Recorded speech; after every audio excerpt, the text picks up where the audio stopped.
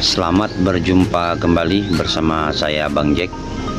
Apakah Anda tahu Anda terkena darah tinggi atau darah rendah?